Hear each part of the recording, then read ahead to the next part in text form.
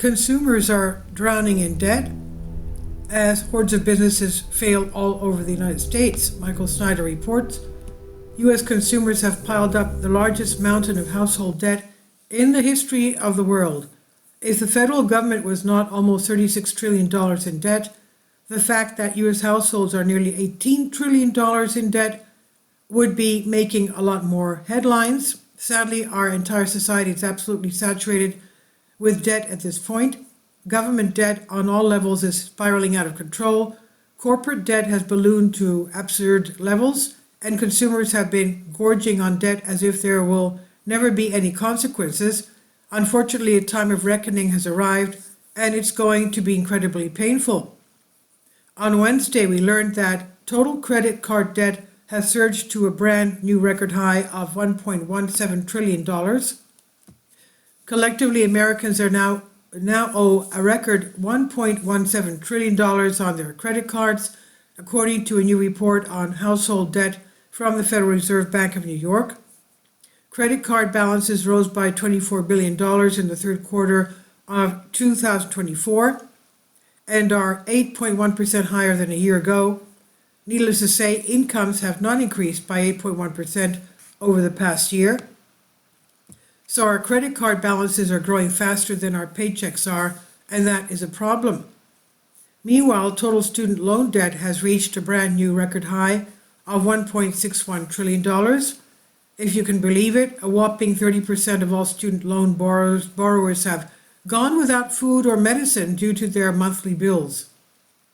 30% of federal student loan borrowers say they've gone without food or medicine due to their monthly bills, the Consumer Financial Protection Bureau finds.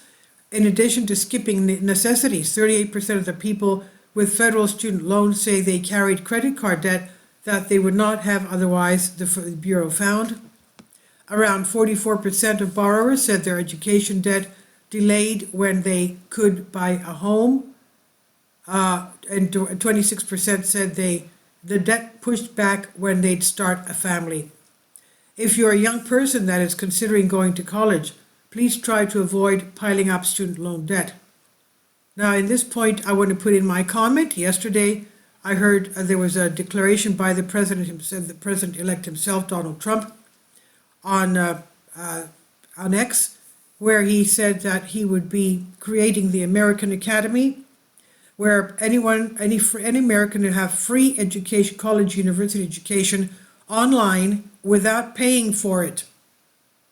Okay? Without paying for it, free. And it's going to be called the American Academy. This is amazing stuff. So we'll keep an eye out for that. So going back to this, if you're a young person that's considering going to college, please try to avoid piling up student debt, loan debt. It can hurt you for decades. Overall, total household debt in the United States has skyrocketed to a brand new record high of $17.94 trillion. The Federal Reserve Bank of New York Center for Microeconomic Data today issued its quarterly report on household debt and credit. The report shows total household debt increased by $147 billion, or 0.8%, in third quarter 2024 to $17.94 trillion. What a nightmare. How did we ever allow ourselves to pile up nearly $18 trillion in household debt? This is insane. Our wild spending fueled solid economic growth for a long time, but now most consumers are just barely scraping by from month to month, and businesses all over the country are deeply struggling as a result. For example, U.S. retailers have announced the closing of 6,481 stores so far in 2024. U.S. retail closures have reached the highest level since the COVID-19 pandemic, according to recent estimates. As of November 8th, retailers have announced 6,481 store closures, an increase of 336 closures in just the past week. According to the latest data from Coresight Research, the majority of these closures were driven by American Freight, which is shutting all 329 of its locations as part of its parent company's bankruptcy proceedings. Meanwhile, the auto industry is having a very tough time adjusting to lower consumer demand. Last week we learned that Nissan will be eliminating 9,000 jobs and a fifth of its manufacturing capacity. Nissan Motors shares slumped 6% in Tokyo Trade Friday, a day after the Japanese automaker said it would cut 9,000 jobs and a fifth of its manufacturing capacity as it struggles with sales in China and the United States. On Thursday, Japan's third biggest automaker slashed its forecast for full-year operating profits by 70%.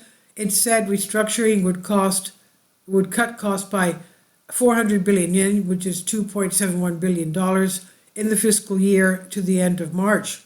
Ouch. Stellantis is another automaker that has decided it's time to reduce production and lay off workers.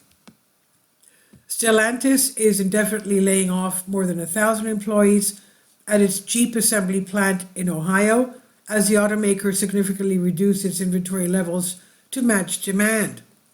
Stellantis, the parent company of Chrysler, Jeep, Dodge, and Ram, issued worker adjustment and retraining notification, WARN notices for short, WARN notices to the respective state and local governments as well as the United Auto Workers Union. The 1,100 layoffs at the Toledo South Assembly plant will be effective as early as January 5th, right after the Christmas holidays. Now, sadly, I think that is just the beginning of very tough times for the auto industry. The tech industry is facing enormous challenges too. In fact, chip maker AMD just announced that it will be reducing the number of workers that it employs globally by 4%. As a part of aligning our resources with our largest group growth opportunities, we're taking a number of targeted steps that will unfortunately result in reducing our global workforce by approximately 4%, an AMD representative said in a statement. We're committed to treating impacted employees with respect and helping them through this transition, they said. At least AMD is still treading water. There are countless other firms that are falling apart right in front of our eyes, though. Spirit Airlines is one of the latest victims. I can't believe what I saw yesterday. I can't believe what I saw.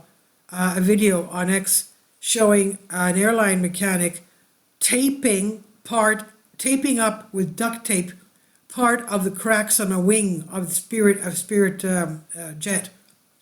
He was taping the crack with duct tape. Can you imagine that aircraft taking off in the air with a crack on the wing, held together by duct tape? This is unacceptable. Spirit Airlines is one of the latest victims. Spirit's share price suddenly crashed when it announced that it will be filing for bankruptcy. Spirit Airlines is preparing to file for bankruptcy protection. It emerged last night. That's when the video came out, sparking fears among flyers about mass cancellations. After news broke out about bankruptcy emerged on Tuesday evening, Spirit's share price plummeted 45% in just seconds, erasing hundreds of millions in market value from the carrier. By Wednesday morning, it was down by 70%. Yeah, because they all saw the mechanic taping up the cracked wing with duct tape. The Florida-based low-cost airline is in final negotiations with bondholders on a restructuring plan to secure the support of key creditors, the Wall Street Journal reported this evening. It owes more than $3 billion. This is what happens when a debt bubble bursts. At this stage, things are so bad that even CNN is getting ready to conduct some very harsh layoffs.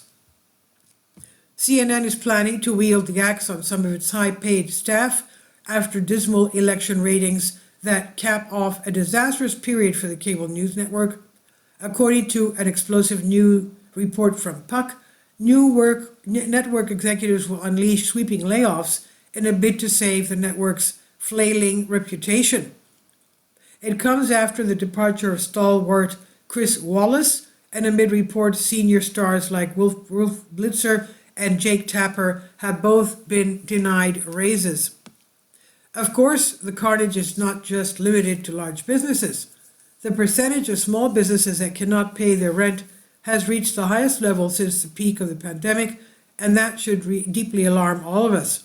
Close to half of small business owners could not pay their rent in September, marking a new 3-year high. According to business networking platform Alignable's September revenue and rent report, 48% of small business renters could not make their rent payments. That was up from 41% in July and August, and it was the highest it has been since the COVID recovery era in March 2021, when 49% of small business owners were delinquent. So what is the bottom line? For years, we were able to enjoy a ridiculously inflated standard of living by piling up staggering amounts of debt, but now that debt bubble has started to implode, and a tremendous amount of pain is on the horizon. Going into massive amounts of debt may be enjoyable for a while, but it always catches up with you in the end. Those that are telling you that there is an easy way out of this mess are not being honest, and we only have ourselves to blame for what is about to happen. This is by Michael Snyder on the Economic Collapse blog. Please leave your comments, and thank you for your support. About the author, Michael Snyder's new book, Why, is available on paperback and for Kindle on Amazon. He's also written 8 other books available on Amazon, including Chaos, End Times, 7-Year Apocalypse, Lost Prophets in the Future of America, The Beginning of the End, and Living a Life That Really Matters. When you purchase any of Michael's books, you help to support the work that he's doing. You can also get his articles by email as soon as he publishes them by subscribing to his Substack newsletter. Michael has published thousands of articles on the Economic Collapse blog, End of the American Dream, and the most important news, and he always freely, happily allows others to republish those articles on their own websites. These are such troubled times and people need hope. John 3:16 tells us about the hope that God has given us through Jesus Christ. For God so loved the world that he gave his only begotten Son, that whosoever believeth in him should not perish but have everlasting life. If you have not already done so, we strongly urge you to invite Jesus Christ to be your Lord and Savior today. Please leave your comments, and thank you for your support. Finally, support my Patreon account. The daily posts are 5 videos daily, and they are totally different from what I have on my YouTube channel. Thank you so much for your support and that you find all my content so interesting. You'll find the Patreon account details in the description box below.